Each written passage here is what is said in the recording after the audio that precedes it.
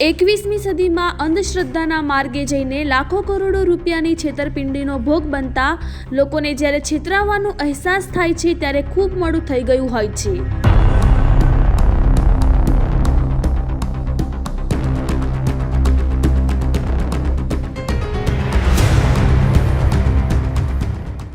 આવો જ કિસ્સો બનાસકાંઠાના ધાનેરાના ગોલા ગામે સામે આવ્યો છે, જેમાં અંધશ્રદ્ધાના નામે ભુવાઓ દ્વારા પીડિત પરિવારને ભોળવી 35 લાખથી પણ વધુ રૂપિયાની છેતરપિંડી આચરી હોવાની ઘટના સામે આવી છે। જે બાદ પીડિત પરિવારે ધાનેરા પોલીસ મથકે ફરિયાદ નોંધાવી છે, જેની તપાસ ધાનેરા પોલીસ ચલાવી રહી છે। ધાનેરાના ગોલા ગામના સામે આવેલા અંધશ્રદ્ધાના વિડીયોમાં ભુવાઓ ધૂણી રહ્યા છે। સામે પાટ પર 500ની નોટોના બંડલના લાખો રૂપિયા છે અને ચોખા કંકુ સાથે સોના ચાંદીના દાગીના છે, જેમાં 35 લાખ રૂપિયા રોકડા અને 1,70,000ની કિંમતની ચાંદીની પાટો છે। જે વિધિના બહાને ધાનેરા અને થરાદના 5 ભુવાઓ અંધશ્રદ્ધામાં આવેલા પીડિત પરિવારના લોકોને ગેરમાર્ગે દોરીને લાખો રૂપિયા લઈને ફરાર થઈ ગયા છે। જે બાદ પીડિત પરિવારને ભુવાઓ દ્વારા લૂંટાવવાનું ભાન થતાં તેમને આ મામલે ધાનેરા પોલીસ મથકે ફરિયાદ અરજી કરી છે।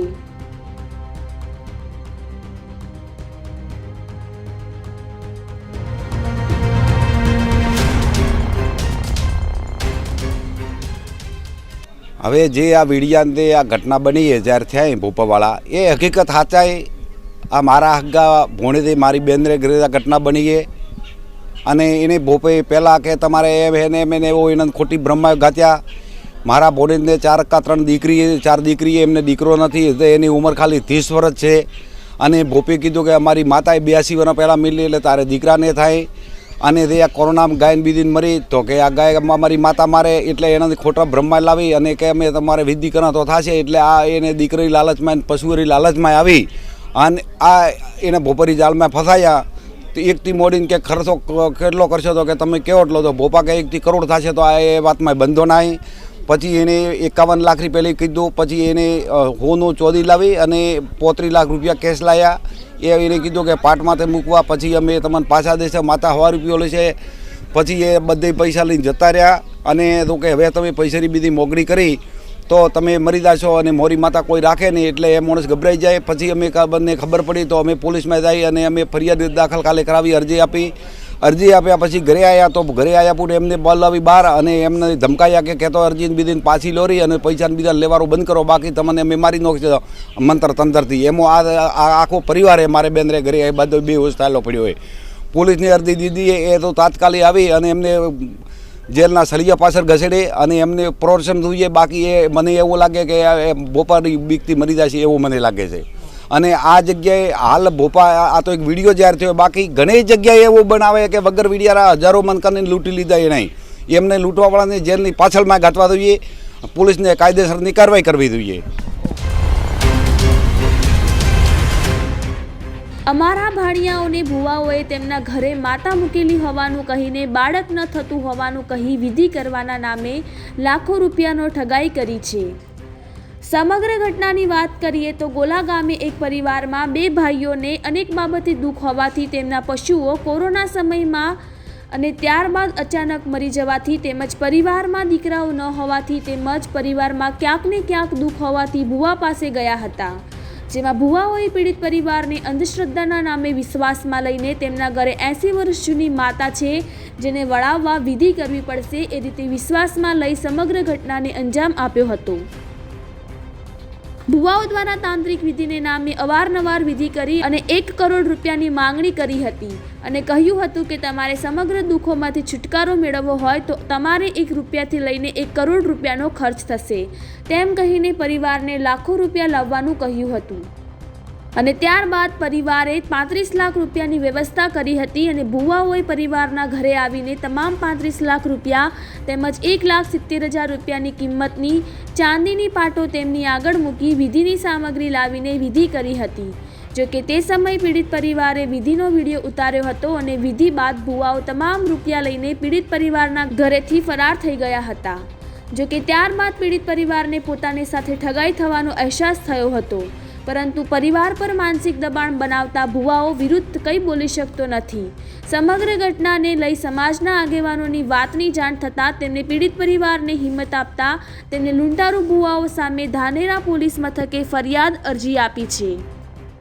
આજે ધાનેરા તાલુકાના ગોલા ગામે ચૌધરી પરિવાર સાથે જે તાંત્રિક માંત્રિકવાળી જે ઘટના ઘટી છે તે ખૂબ ગંભીર ઘટના છે. આવું તાલુકાની અંદર, જિલ્લાની અંદર ને રાજ્યની અંદર કેટલું થતું છે તે સરકારે આવા તાંત્રિકો ઉપર, આવા ભોપાઓ ઉપર ધ્યાન આપી અને આવા લોકો ઉપર કઠિનમાં કઠિન સજાની જોગવાઈ પ્રમાણે આ લોકોને જેલના સળિયા પાછળ ધકેલવા જોઈએ. કોઈ ચોદીની મૂર્તિઓ, પૈસા, ધન પડાવી લેવું અને આ રીતે લોકોને છેતરી જવા એ યોગ્ય નથી. જો પોલીસ ઘટતી કાર્યવાહી નહીં કરે તો અર્બુદા સેના મોટું આંદોલન કરી અને આવા લોકોને જેલમાં નાખવા માટે જે થશે તે કરશે. અમારા સમાજના પરિવાર સાથે ભુવાઓએ લાખો રૂપિયાની ઠગાઈ કરી છે. આમને કડક કાર્યવાહી થવી જોઈએ. સમગ્ર મામલે પીડિત પરિવાર દ્વારા ધાનેરા પોલીસ મથકે ફરિયાદ અરજી કરાઈ છે. જોકે ભુવાઓ દ્વારા 35 લાખ રૂપિયા જેટલી રકમની છેતરપિંડી કરવામાં આવી છે. ત્યારે પોલીસે પણ વાયરલ વિડીયો અને ફરિયાદને આધારે કાર્યવાહી શરૂ કરી છે. પોલીસ પણ લોકોને આવા ભુવાઓથી સાવધાન રહેવા માટે અને છેતરપિંડીનો ભોગ ન બનવા માટે સલાહ આપી રહી છે. તેને જોવું એ રહેશે કે અંધશ્રદ્ધાના નામે પડાવેલા ભુવાઓ પાસેથી પૈસા પરત મળે છે કે કેમ, અને આરોપી ભુવાઓ ક્યારે જેલના સળિયા પાછળ ધકેલાય છે.